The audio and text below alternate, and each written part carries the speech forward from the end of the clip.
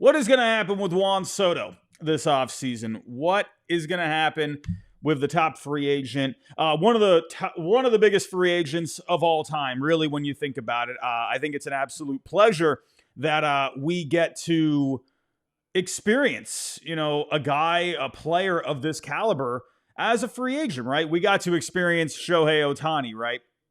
I would say Shohei Ohtani, I think that's easy to say, the biggest free agent of all time. But Juan Soto, he's definitely up there as well. When you think of Juan Soto, he is a guy that is absolutely, at least in my opinion, I'm not sure what other people think out there. I think most people would agree with me that I think he will go down as one of the best players of all time. I think he's on track. I know a lot of people were saying that about Mike Trout, and I still think Mike Trout is going to go down as one of the best players of all time. But, with Juan Soto, hey, I definitely think he's on that track. He's a special player, a special bat. We saw him on display this postseason. An absolute pleasure to be able to watch a player like him. And he has hit free agency. And as of right now, at least from the last report that we've gotten, 11 teams have reached out to Juan Soto. It looked like it was right after the World Series. I guess the report was within 15 minutes of the World Series ending, we had 11 teams giving Juan Soto a call. Hey, man, what are you doing this offseason? We hear you're a free agent. What, you got any plans? Well, what are you doing? But 11 teams total. No surprise, the Mets are among the 11 teams, and we got a couple of surprise teams in this report. It was from John Heyman here, and he says here, big market teams like the Giants, Blue Jays, and the Red Sox are expected to check in, and word, shockingly, is two small market teams already have. The Dodgers have been mentioned in recent reports as a team that could definitely get in on Soto here. No surprise about that. Now, I want to touch on this. So, when it came to my free agent predictions, right, I'll be honest with you. I'm a man that I can admit when I have made a mistake. I'm a man that can say I was wrong about this. In that video, kind of going back over my predictions, I think what I did, what I probably should do better at next time, I should probably take a couple more days and really kind of think about a couple of things, because in that, I think I was just going over so many different fits for free agents in that video. And I think it just went right over my head that I didn't give the Mets a bat.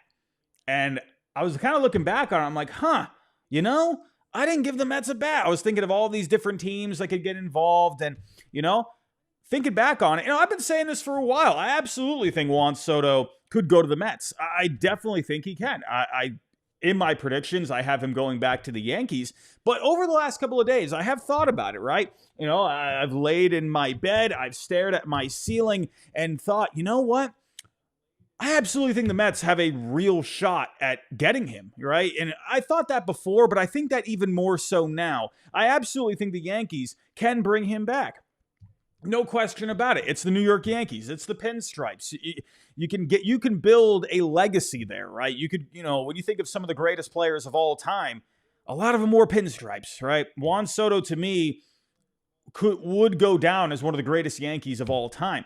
But we'll get to some of these teams here in a second. But when you think about the Yankees this offseason, right?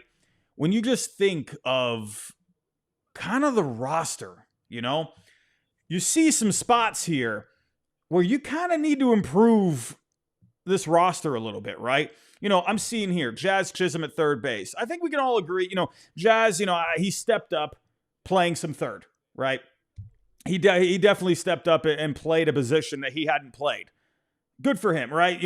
But I think Jazz is better off, at second base or in the outfield or, bouncing back and forth. I think the Yankees at the end of the day need to go get a third baseman. Right? I mean, could you turn to someone like, possibly Oswald Peraza, possibly an Oswaldo Cabrera, sure. But at this point, I think you need to beef up that position.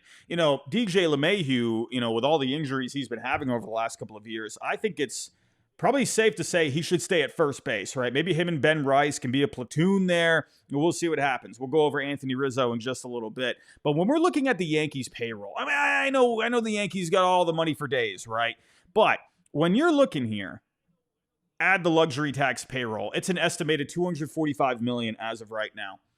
I mean, you're already over the CBT, and the offseason just started, right? So you're already not off. You're not getting off started off on the right foot right there, right? Judge obviously making $40 million a year. Gerrit Cole, we'll talk about him in a little bit. Spoiler alert: he's going to end up staying with the Yankees, right?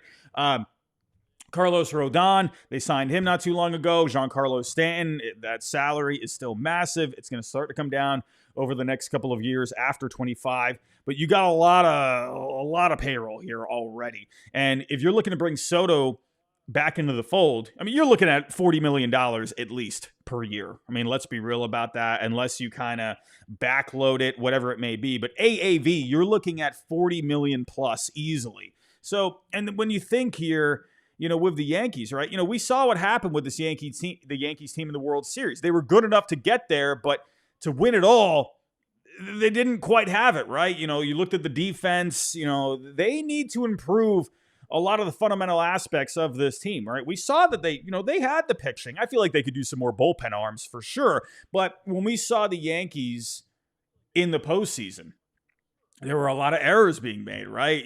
When you look at the Yankees when it comes to let's take a look really quick here at the leaderboards when it came to the fielding. One thing I noticed about the Yankees this year, they did rank 10th overall in defense on Fangraphs. But when you take a look at the range, right, runs saved with range, they were dead last, negative 21.9. So that tells me they need to grab some guys that can move around a little bit better, right? So that's where, I think about Jazz Chisholm, right? Moving back to second base, maybe getting someone that could be a good defender at third. You're going to have to make that improvement and bring back Juan Soto. Your payroll is going to be through the roof at that point. And it is the Yankees. They got the money. Yeah, they can do that. But I'm more thinking about it from the Yankees' perspective. Are they going to want to have this incredibly high payroll and have to keep paying luxury tax over the next couple of years? It's not my money. It's not Yankee fans' money. Yankee fans are like, all right, yeah, absolutely. You're the New York freaking Yankees. Absolutely. Bring this guy back. But I'm looking at it from the Yankees' point of view, right? From a business point of view. Are they going to want to do it? I think they would like to, but I wonder how far they're willing to go. And that's where I think about the Mets, and when we're looking at the Mets, obviously a great year for the Mets, right? But you got a lot of guys that came off the books, and you have a lot of payroll space. You're looking at the estimated luxury tax payroll as of right now. You're right at around $172 million.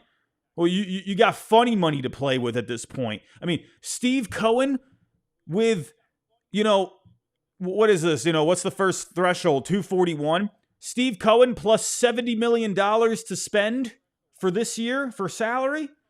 I mean, that's just Steve Cohen's going to be, playing in the sandbox this offseason. He's going to be having a ball with when you have that amount of space.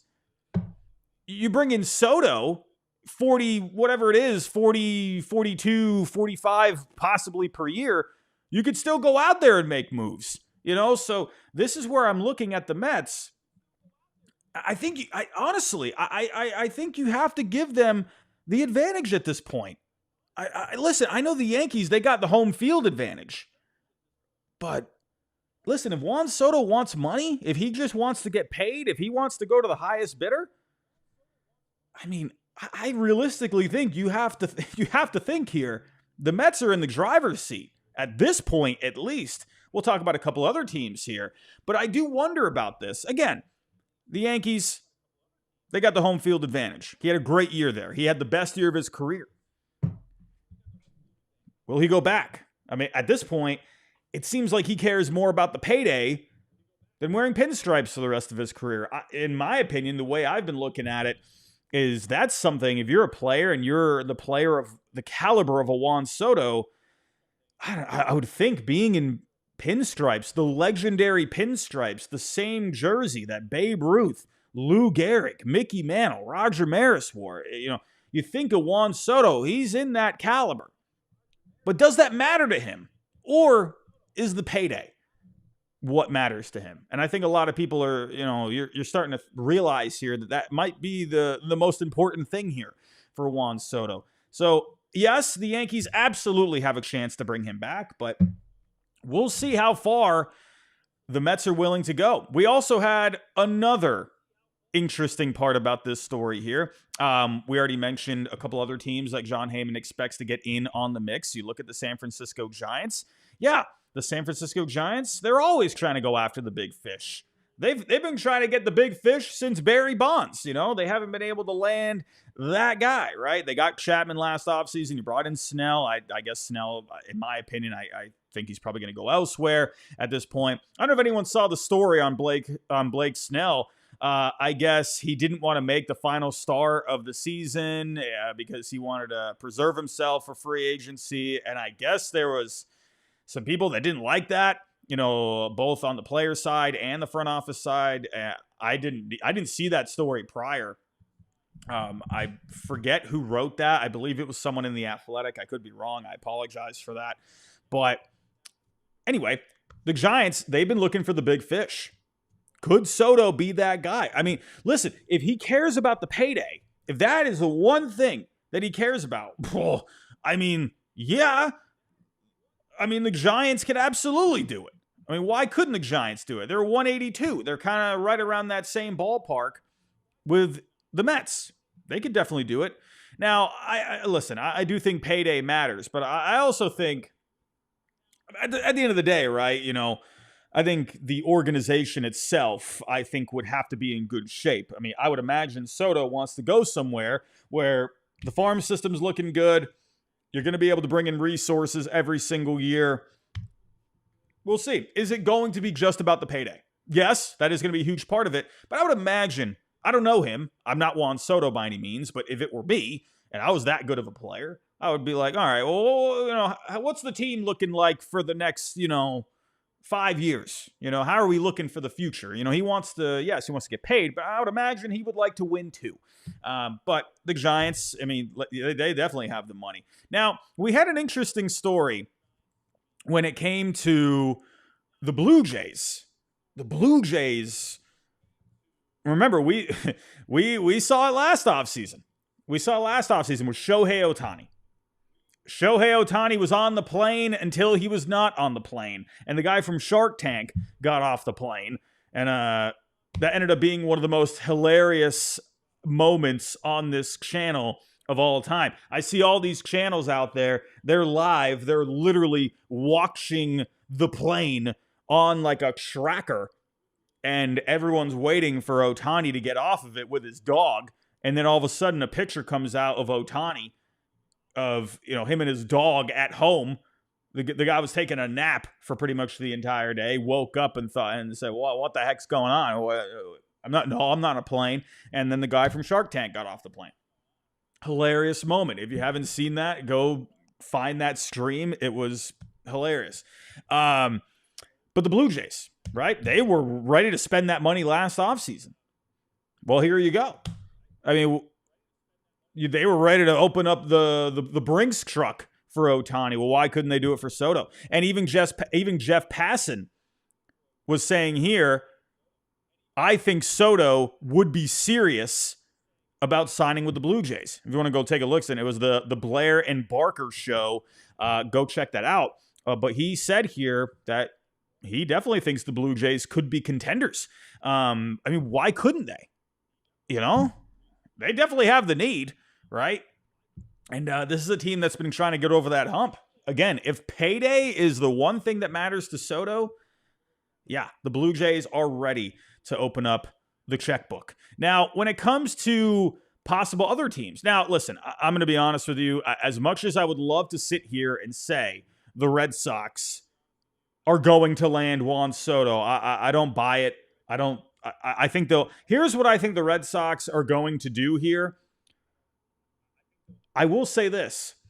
I don't think my Red Sox will land Juan Soto, but I think they could help take the Yankees out, right? Because you see teams within the division all the time trying to up the price, making phone calls. Hey, what do you what's the current contract offer? All right, yeah, we might be interested. Yeah, all right, we'll call you back. All of a sudden, the Yankees, they get word. Oh, man, the Red Sox, they're calling now. Oh, we got to up the price. We got to up the bid, right? The Red Sox, I don't think will land Juan Soto, but I think they're going to look to play spoiler, right? I think the Mets and the Red Sox could end up being best friends this offseason because the Red Sox might end up driving the Yankees completely out of the race. We'll see how it goes. But if the Red Sox landed Juan Soto, I will tell you this right now. I will do cartwheels I've never done a cartwheel. I will somehow find out how to do a cartwheel live on stream, even if that means I break my neck. I will absolutely do it. I will be, I can't even tell you how I would react because I don't even know how I would react to that kind of news. It's not going to happen. I'm just saying that right now. But I think the Red Sox will look to drive up the price. Now, when it comes to, you got some other teams, right? The Cubs, I would imagine the Cubs, right? Bigger market team. Of course, they're looking to make some moves every offseason. The Phillies, Dave Dombrowski, he's always looking to make, some kind of a move out there, dealing Dave, maybe the Padres, give a call. Hey, man, I know it didn't quite go well here, but maybe come back. I don't know. I've seen people mention the Braves. I don't know about that. It doesn't seem like AA's style over there. I'll be honest with you. I wonder if the Angels would like to throw a bid in there, possibly, maybe. Now, the Dodgers. Speaking of LA, of course, how can I not mention the Dodgers? I'm going to say this right now. I don't know. I don't think the Dodgers are going to get Soto. I just feel like, you know what? You got Ohtani, you just won a World Series. Listen, if they got the money and if they want to do it, they could absolutely do it. Why would he not? If they want to offer him a $600 million contract, okay then. All right. But I'm not the Dodgers. I don't know what goes on in that front office, but I would imagine with all of this money on their payroll, come on, at some point, something's got to give, you can't, if they hand out another massive contract like that, you got to start thinking like, all right, listen, where are you getting all this? We know you make a lot of money as it is, but where the heck are you getting all this money? What's going on here? I don't think the Dodgers are going to end up getting him, right? That's just my own personal opinion. You just already have so much on this payroll. Ohtani, Glasnow, Mookie, Freeman, Yamamoto, of course, right? He's pretty cheap actually for the next couple of years, but I just don't think he's going to go there. That's just my opinion. Dodgers fans, I know you're already grumpy with me over the predictions video. I know, but listen, I thought about this one. I just don't see him going there. I don't see the Dodgers, I think they'll be interested, but at the end of the day, I feel like he's going to head elsewhere. Now, I wonder about some small market teams. The one team that came to mind were the Detroit Tigers, right?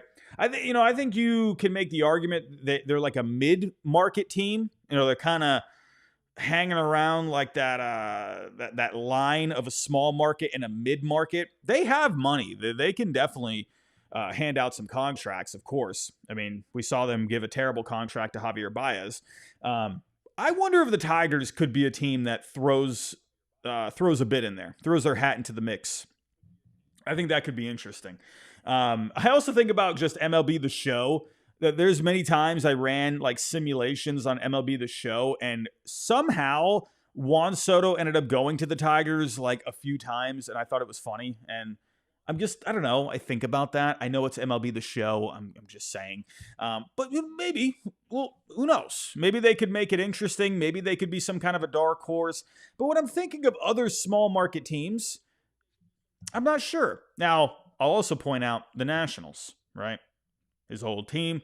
My gut tells me, I feel like he doesn't go back there. I don't know. There's just something about when you've put something in the past, more often than not, you tend not to revisit it, right?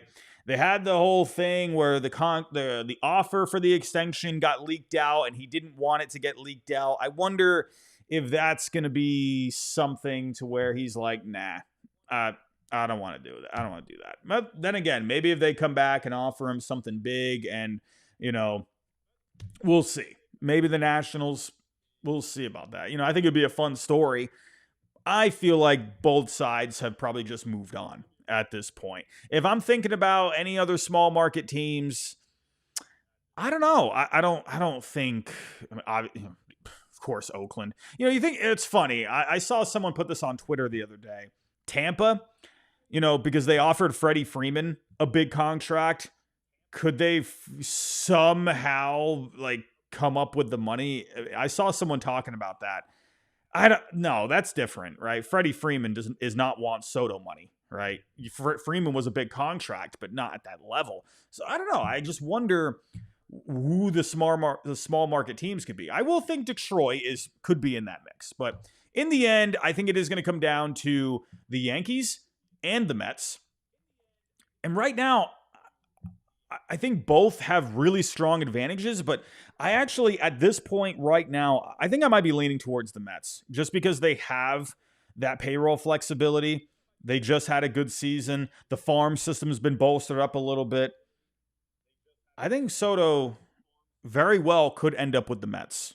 We'll see. But the Yankees, like I said, they have the advantage of having Soto for this past year and getting to a World Series. So we will see. But let's get to the next story, shall we? Let's get to the next story. Everyone, if you can, while I'm getting to the next story, just hit that like button for me. And don't forget about the other channel, Fenway Faithful. We're going to be talking all things Red Sox over there. So definitely go check that out if you are looking for some more Red Sox news. So let's get to it here. We had a lot of options getting exercised here. A lot of options. And I think I just clicked out of one by accident, and I hate myself. Was this it? This was the first one. So a lot of options being exercised, a lot of options being declined over the last couple of days here. And now, when it comes to Cody Bellinger, this was one that was on a lot of people's minds, right? Was he going to exercise it? Would he go back out into the market? I'm not surprised he exercised it because he didn't have really all that great of a year. Now, if we go back to the Cubs over here, take a look at Mr. Cody Bellinger. He had a pretty down season, right? Compared to what he did in 2023, a 2.2 Fangraph wins above replacement. That's worth right around $16 million. That's a little more, right? Right, it's like around 17-ish million dollars worth of field value right there. In case you're wondering how I'm getting that number, one win above replacement is worth $8 million league average. Just, I'm going to be mentioning that a lot this offseason when it comes to talking about contracts and whatnot. Just like they said on the movie Moneyball, you don't buy players, you buy wins, right? Moneyball, yes. Miguel Tejada never existed. Neither did Barry Zito, Tim Hudson, I know. But that is really how it's done. That's what they're doing here. You're paying for wins. You're not paying for the player necessarily. You are, but you're paying for the wins. So Cody Bellinger, 2.2 FWAR. That's around $17 million. So yeah, him exercising that player option was an absolute no-brainer. $27.5 million. Of course he would exercise that. So, but I think if you're the Cubs, yeah, you're hoping for some better numbers, right? The Cubs offense, very up and down this year. Felt like they never really got it going. In the end, but I'm not surprised Bellinger exercised that player option. We had Ha-Seong Kim here. They had the mutual option. He actually decided to go out into the market. He's going to take the $2 million buyout. I'm interested to see what could end up happening with Ha-Seong Kim. Both sides, it seems like they have, really enjoyed the partnership. I wouldn't be surprised to see Ha-Seong Kim going back to the Padres. Maybe, he's feeling like, let's try and work out a new contract, right? But it is interesting. It is interesting. I think there's a couple of places he could end up going. I think you could possibly point out the Giants, right?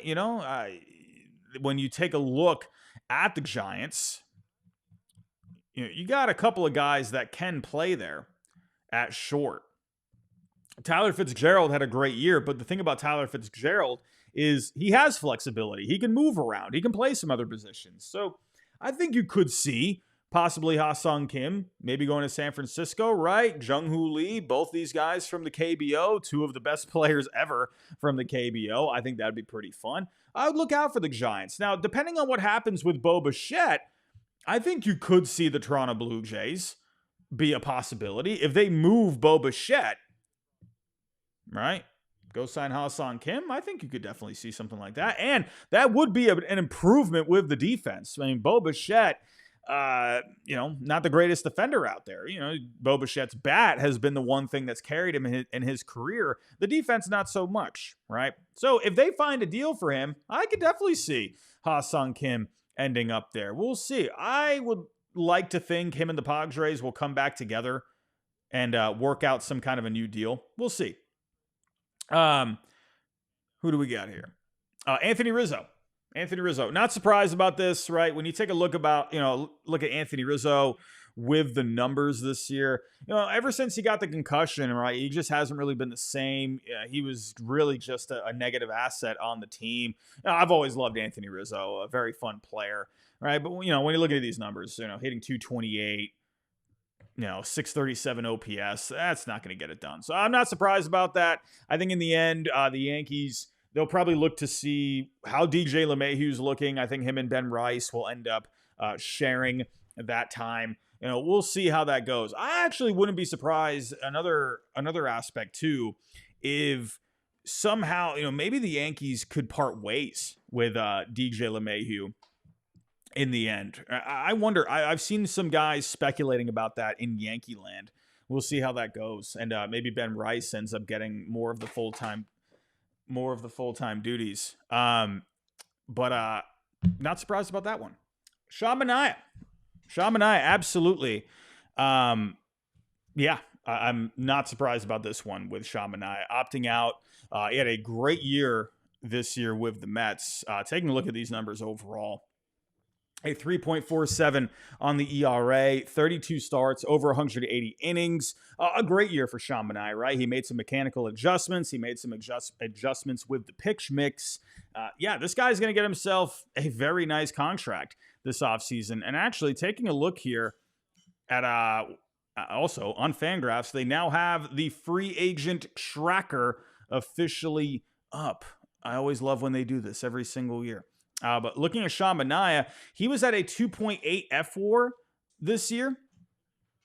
And right there, and like I said, one win is worth right around $8 million. So he was worth right around $24 million this year. I think with Mania moving forward, it'll be interesting to see what he ends up putting up when it comes to, the next couple of seasons. All right. It seems like he has figured something out. I think it's safe to say that he could end up being anywhere from like a 2.5 to maybe even a 3.5 F4. But I think probably if you're looking at it to be safe, anywhere from a 2 to a 3. I think that's pretty safe with Mania moving forward. And I could see him getting anywhere from like a $16, $18 million per year contract, maybe $20 million, depending on, how the bidding goes, right? I think Sean Mania will get himself a nice deal. I could see him getting, I don't know. When I'm looking at the years, I think you could go a couple of different ways, right? Because even though he did figure it out this year, I wonder if teams look at, the struggles that he had over the last couple of years. So I wonder if teams will properly, try to use that as leverage to reduce the years maybe. But maybe there is a team out there that would like to commit to him, 4, maybe even 5 years. I feel like he'll end up getting probably around a 4-year deal. I could see something like that. 4 years, anywhere from, 60, to 80 million, something in that range. I think that's possible, right? We got a super chat coming in. Sir Silent of the Fogs. I love that name. What a fantastic name. $5 super chat. Cubs likely get a starter. I know you said Flaherty, but I think the Cubs don't pay him what he wants. What about Quintana reunion or Mania? I actually like the idea of Sean Mania for the Chicago Cubs. When I was going through my predictions, I actually had Mania written down for the Cubs at first. Here's the thing when it comes to the Cubs. They got quite a few lefties there already. I just find it weird when you got a lot of lefties in the rotation. I don't know if that matters all that much at the end of the day. I don't know. When you got a rotation with like 4 lefties or whatever, going back to the Cubs rotation here. Obviously Imanaga was great this year. Justin Steele. So if you bring in Mania, that's a third lefty. Does it really matter at the end of the day? I don't know, right? But I think he'd be a good fit there, right? He grew up, I believe, not too far from Illinois. I think he was in Indiana, I believe. So geographically, not far, from where he grew up. I could see the Chicago Cubs getting involved. Now, with the Cubs, the word on the street is, according to the reports, the Cubs are looking to add a starter to the rotation, someone that can make 30 starts and pitch in the postseason. Hey, we just saw Mania make 32 starts and pitch in the postseason for the Mets. So you can check off those boxes. I could see Mania going to the Cubs. I think that's a good fit. Sir Silent of the Fogs, thank you for that, my friend. But Sean Mania, he is going to get himself a nice payday. Taking a look here at the next guy. Blake Snell, no surprise there. He opted out of the deal. It wasn't an option, but he did opt out. Like I said earlier, there was kind of something, that was going on in the clubhouse with Blake Snell and the Giants, right, where it seemed like people weren't very happy that he didn't make his last start of the season.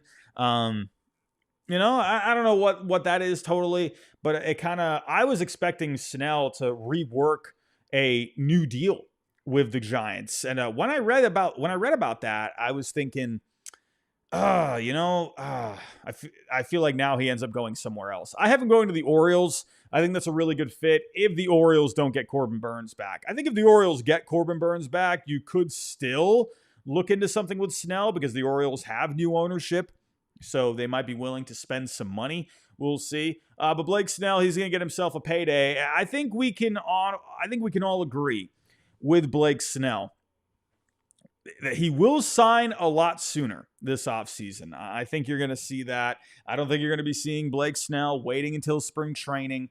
I think we'll see a deal a little sooner than that. Hopefully by Christmas this time. We'll see. D-backs, speaking of guys that are going back to the team, D-backs bring back Eugenio Suarez. Yeah, I think this is absolutely no-brainer. He was great this year for the D-backs. No surprise there. And Luke Weaver. No surprise here at all. All right, Luke Weaver stepped up in such a big way for the Yankees. I do wonder with the Yankees. I know Juan Soto is the guy that people are focused on, but Luke Weaver, I wonder what the Yankees are going to do next year when it comes to the closer spot. Luke Weaver definitely earned that spot, but I wonder if they bring in some insurance, right? Because Weaver, at the end of the day, yes, he did figure something out. Yes, he was amazing for the Yankees ever since they put him in the closer role. But will the Yankees look to maybe bring in some insurance? Because he does lack that track record at the end of the day. He found it this year, obviously. But can he keep it going, right? So I wonder if the Yankees also feel that way. Maybe they go after someone like Tanner Scott to put alongside Weaver at the back end of the bullpen. I also think, Juan Soto, at the end of the day, I do really think at the end of the day, what happens with Soto is going to dictate what the Yankees do with the spending. I think if you bring back Soto, I don't see the Yankees doing really a whole lot else after that. Maybe bring in some smaller pieces, maybe make some trades at that point. But if they bring in Soto, I don't know, man. I just feel like, I don't know. I just don't see them spending a ton of money after that, right? I know I see a lot of people out there saying, yeah, they're going to bring back Soto. Let's go sign Bregman, Scott. Let's bring in all these guys, right? My gut tells me if they bring Soto back, I think they start to focus more on the trade market at that point. I just don't see yes, they are the Yankees. Yes, we know they have the money, but I just wonder if they're going to just keep handing out contracts even after they sign Soto. So if they don't bring back Soto, absolutely, I can see them bringing in someone like Tanner Scott, maybe even going after Alex Bregman at the same time. But I would also keep your eyes out for the Yankees possibly going back to Garrett Crochet at the end of the day. So anyway, Luke Weaver, not surprised about him coming back. Nick Martinez, he declined his player option. I think Nick Martinez is one of the more underrated free agents out there. He had a great year this year. I don't know if a lot of people realize, because obviously he was on the Reds. I mean, so yeah, you weren't really seeing a whole lot when it came to him. But he did put up some good numbers this year. Where is he here? Let me go to the pictures. So Nick Martinez, when it comes to the available pitchers, the available starting pitchers on the market, he actually ranks third in FWAR out of all the pitchers from this year, right? Corbin Burns coming in at number 1, Kikuchi right behind him. Nick Martinez, this is a guy that bounced back and forth between the rotation and the bullpen. I think he's a very valuable guy to bring on to your pitching staff because he has that flexibility. So if you're looking at a team, like for instance, I have him going to the Nationals. A team like the Nationals where they're starting to go into a competitive window. That could make some sense, right? As they're trying to figure out who's in their rotation, who's in the bullpen, what are the roles going to be. He's a guy that can kind of go either way. You know, a team like the Angels, I know the Angels are the butt of the joke a lot, but the Angels could make some sense because, you don't know what's going on with their pitching staff, but at least with Nick Martinez, he is a reliable guy, whether he's in the rotation or in the bullpen, right? But I think he can make some sense for them. We'll see. I think he's one of the more under-the-radar guys this offseason. Also, the Dodgers bringing back Miguel Rojas. No surprise there. He stepped up in a big way. Clubhouse leader. Guys love Miguel Rojas. He's a guy that is a valuable guy to have on your team. So no surprise about that. He's going to have more of a bench role moving forward, but nothing wrong with that at all. A couple of more here. Brandon Lau, going back to the Rays. This one I was actually pretty curious about because we know Brandon Lau is very good. He's a very good player, right? When he's healthy, he puts up good numbers. The problem is he's just had a hard time staying on the field, and I was wondering if the Rays could end up declining the club option, right? $10.5 million for the salary. And we know the Rays, they're, trying to cut some payroll. So part of me was thinking maybe they declined it, right? But in the end, they ended up exercising it. Hopefully he stays healthy. This one I was expecting, the Mariners declining on Jorge Polanco. He was not a good pickup. They traded for him last offseason from the Twins. This is a guy that has done some good things in his career, but in the end, he just was not a good pickup for the Mariners this year. I expect the Mariners to go after a guy like Gleyber Torres, possibly. I think they can make some sense. He was a lot better in the second half when he went to the leadoff spot. So look out for that. But yeah, no surprise there. One more here. Rhys Hoskins going back to the Brewers. I think Rhys Hoskins needs to have another year. This year, when you take a look at the overall numbers with him, he hit for some power. But he has had better years in the past. Sure, 26 home runs, but he only hit 214, 722 on the OPS, not all that great, a 98 OPS plus. I think he missed all of 2023. So I feel like he's going to have a better year with the Brewers next year. We'll see. But I think we have one more. No, we do not. I think that is it there. All right. Unless I missed one. I do have another one a couple more that we will talk about here in just a little bit. Everyone, before we get to the next story, if you can, hit that like button for me. And if you are new, think about subscribing.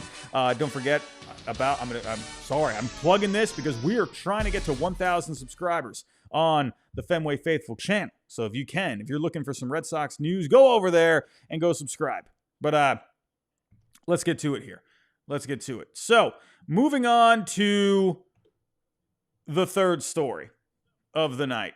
Michael Wacha going back to the Royals. Okay, well, already one of my predictions has been busted already. I thought Wacha was going to go get himself, a nice contract on the open market, but nice to see that the Royals and Michael Wacha, they figured out a new deal. I actually like this a lot. I thought, okay, if, Walker with how he pitched this year, yeah, I could definitely see him going elsewhere. But the Royals, I love that they have committed, not just last offseason, but it looks like they're committed this offseason as well. Signing Michael Wacha to a new deal. He did have a $16 million player option, but in the end, he gets a new contract, $18 million for the first couple of years, and then it'll be $14 guaranteed in 2027 with another $4 million in bonuses on top of that. But I think this is very good for the Royals at the end of the day. Their big strength this year was the rotation. Cole Reagan, Seth Lugo, they were fantastic. But Michael Wacha, I think you could argue Michael Wacha was one of the best number threes in the game this year. So yeah, the Royals keeping their strength together. Because of that, I think you can expect the Royals to absolutely go make a run. I think what they really need to do here, they need to add a consistent bat to this lineup. I think you could also maybe add something to the bullpen. Yes, you added Lucas Erceg, right? Chris Bubic stepped up in a big way. Schreiber was pretty solid. They did pick up Hunter Harvey at the trade before the trade deadline. He ended up not really doing all that much for them. He had a back injury at one point. I would imagine the Royals would add something to this bullpen because the bullpen was iffy before they got Erceg and Harvey. So I wonder if maybe they try to fortify it a little bit. I have Clay Holmes going there. I think that could be a really good fit because they got a good infield. He gets a lot of ground balls. So we'll see. But I expect the Royals to add something to the bullpen. I would love for them to add some kind of a bat. MJ Melendez, I don't know, man. He's got a 400 slugging, but he's just really inconsistent. I would like for them to make some kind of an upgrade when it comes to the outfield. They had one of the worst outfields in Major League Baseball this year. I would love someone like Tyler O'Neill, possibly. Could they maybe be a surprise team for someone like Teoscar Hernandez? We'll see. I know Dodgers fans, you're thinking, yep, Teoscar, he's coming back. But listen, at the end of the day, I wonder how far will the Dodgers be willing to go for Teoscar? It really depends what Teoscar is looking for at the end of the day, right? Listen, you got to think here with Teoscar Hernandez. He bet on himself last offseason. He had a great year. Played well in the regular season. Good postseason. Won the home run derby. Teoscar Hernandez is going to look for a good contract this offseason. I think he would like for the Dodgers to be that team to pony up the money for him, but will the Dodgers pony up the money? I don't know. I don't know. The Dodgers, you got a guy like Andy Pages there. You got a couple other guys. We'll see which way they go. We will see. Another question I wonder, Mookie Betts, is he going to be at second base moving forward, right? He got moved back to right field after he came back from injury. I know he said, right, it's a lot of wear and tear on him. What's the plan with him moving forward, right? We'll see here. But if you got Mookie out there, Andy Pages is in left, and then center field, James Outman, does he get another chance? We'll see. But yeah, Teoscar absolutely fits going back, but will the Dodgers, what is their motivation, right? I think they would like to have him back, but it takes two to tango at the end of the day. We will see. But moving on. We have another story. Here. And let's kind of dial it back a little bit, right? Let's rewind a little bit here. We did have a trade that I think kind of caught a lot of people off guard in the beginning of the offseason. It was literally the first day of the offseason. And I don't think anyone saw this coming. Jorge Soler going to Jorge Soler going to the Angels. This one was just really weird to me. Listen, I'll say this. I loved the move. I like the addition of the offense. When you think about a guy like Jorge Soler, in San Francisco, the bat was not really working, right? At the end of the day, San Francisco, it's not a good hitter's park. But when you think about how Jorge Soler hit with the Atlanta Braves, the bat definitely got better leaving San Francisco. Overall, this past year, he hit .241. On base was actually pretty solid at .338, slugging at the .442, 21 home runs, a .119 WRC+. Yeah, the bat was good with Soler this year. Taking a look at the numbers between the Giants and the Braves, the offense was a bit better with the Giants, right? Better on base, better slugging, a better WRC plus. He had 9 home runs in 49 games. The problem was, the problem with Jorge Soler every single year, if you try to put him in the outfield, you're getting next to nothing when it comes to defense. He needs to be a DH. I like the addition of Soler for any offense out there. The problem that I have with this trade is, what do you do now with Mike Trout? Mike Trout, with all the injuries he's been having, it makes listen, I don't know what's going on with the Angels. I don't know who they have on their staff when it comes to medical, and whatnot. I don't know what's going on there. But I think a lot of people are at least now open, at least, to him being in left field and DHing, right? I still think there's people out there that they think, no, keep him out in center field, right? He's a good defender out there. I think he needs to be more of a DH at this point. I think you need to just, I don't know. I think you just need to take him off his legs as much as possible at this point. Maybe go play some outfield here and there. All right, go play some left. Maybe, a couple times a week. I think that's fine. But now that you have Soler at the DH spot, at this point, I don't know. You got Taylor Ward out and left.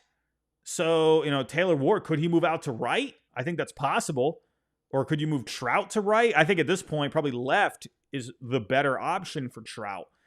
I don't know. I just find this very interesting, because at the end of the day, we all want Trout to stay healthy. And the healthier he is, the better your team is. I like Soler's bat in this lineup. I just don't know if I like the fit very much. I'm not an expert by any means, but I don't know what's going on with the Angels. I don't know what the thinking is there. I don't know. But every year for how long now, Trout's been getting hurt. I think he needs to be more at DH at this point. But now with Soler there, you can't do that. I don't know. Again, I think the offense is going to be better. But is Trout going to be healthy? And another thing you can think about, too, if Trout gets hurt again, I hope he doesn't. But if he does, at least you have a bat like Soler, right? So I think they're still banking on Trout being a productive outfielder. But when you've looked at the recent history, it's hard to buy into that. I hope he stays healthy. I hope. We'll see, though. We'll see. As for the Atlanta Braves, now they got Griffin Canning back. As of right now, Max Fried, I do think he's going to end up going elsewhere. I think he will. I think at this point, he would have gone back to the Braves at this point. And they would have gotten an extension worked out, but they didn't. I don't see AA bringing him back now that he's at the open market. I think he will go elsewhere. A lot of people like to say he's going to go to the West Coast. Listen, I am not fully buying that. Like, I know there's been the rumblings out there that, yeah, he's going to go to the West Coast. He's from there. I get that. I understand that. You did see that with Trey Turner. There was a lot of talk where he wanted to go, back to the East Coast, and then he went to the Phillies, right? I'm not fully buying Max Fried to the West Coast, and here's why. The only team that I could think about when it comes to the West Coast, at least to me right now that makes sense, are the Dodgers, right? But again, with the Dodgers, you have a lot of pitching coming back. Ohtani is going into the rotation, right? You're going to be getting Gonsolin back. You're going to be getting Dustin May back, hopefully. Hopefully everything's good with him. Emmett Sheehan. You got Landon Knack. You got a lot of guys there. So if Max Fried, if you sign him, that's your fourth starter at that point. Third, maybe, if Glasnow, whatever. But I would imagine if you bring in Fried, he's your fourth guy. I mean, are the Dodgers going to pay him that much money? Are they going to pay him $170-ish million to be the fourth starter? Andrew Friedman, before Yamamoto and Glasnow and Bauer, but what I was going to say, he has not really given out long-term contracts in free agency besides Yamamoto. Yamamoto was, a unicorn, right? So that's different. Glasnow they traded for and they extended.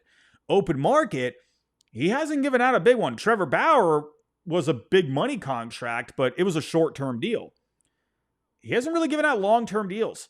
I don't know. Will he be willing to give out a 6-year, $25-ish million per year contract for Max Fried to be the fourth starter? I don't know. I don't know about that.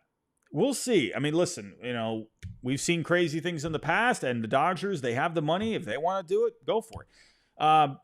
Sure, there's some other teams out there. Maybe the Giants, right? The Angels, they could always use some better pitching, right? They got terrible pitching there. Maybe you could see Fried there, possibly. I don't know. I just think of teams out there. I don't know. Not fully buying it at this point.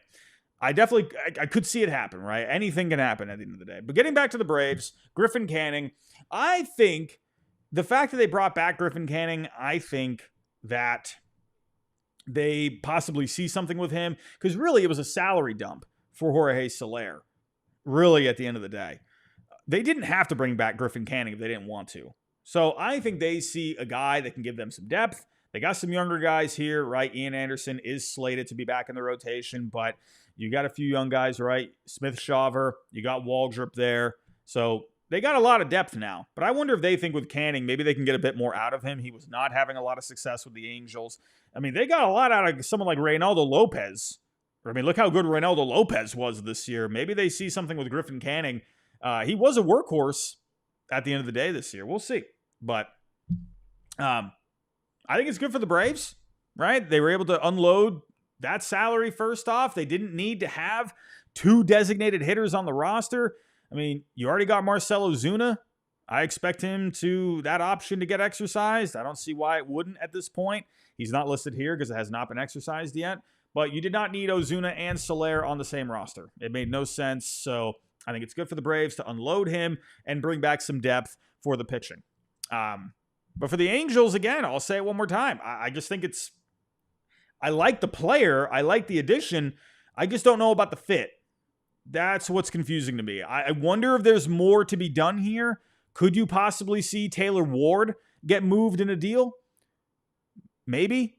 He was a name that was coming up at the trade deadline. Maybe if you move Taylor Ward, you could move Trout to left field and they go get a center fielder possibly, someone like a Harrison Bader.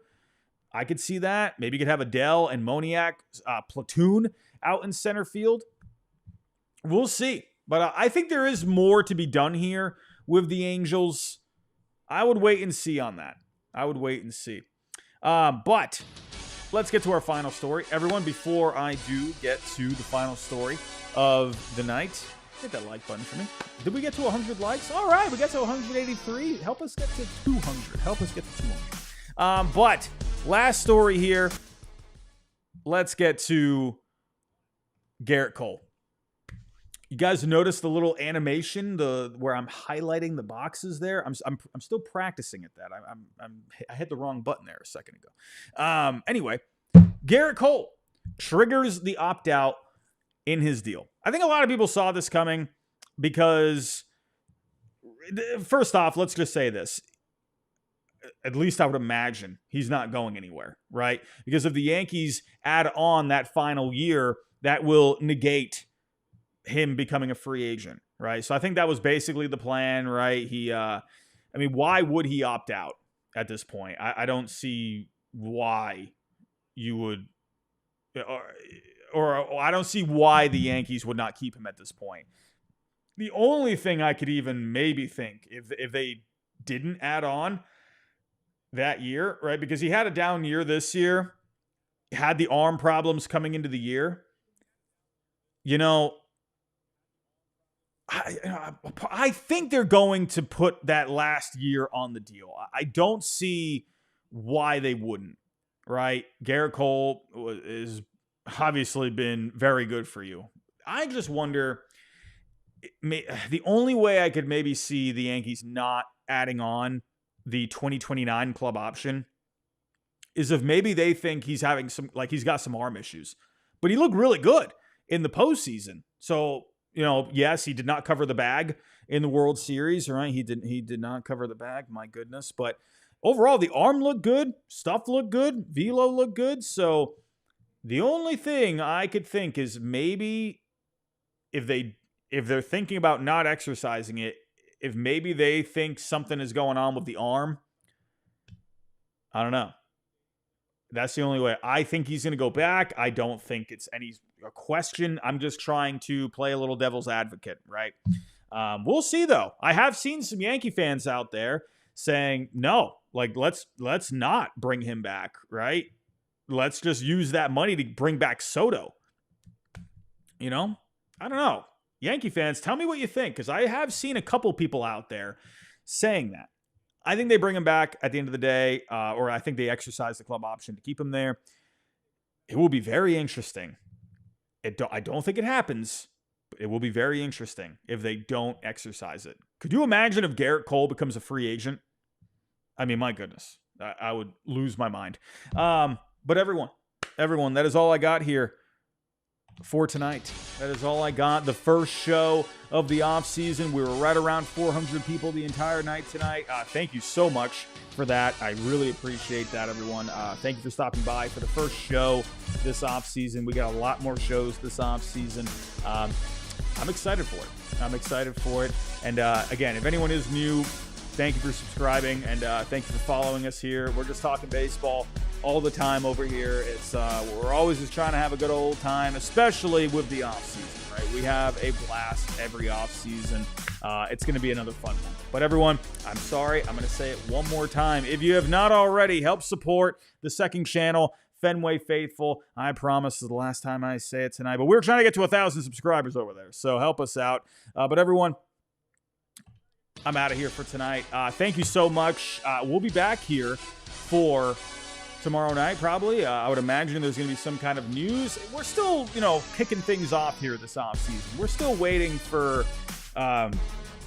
things to unfold a little bit more. This coming week might be a bit slow. We'll see. But if there is anything to talk about tomorrow and for the rest of this week, we will be here. But everyone, thank you again for stopping by. Have yourself a great night, and I'll talk to you next time.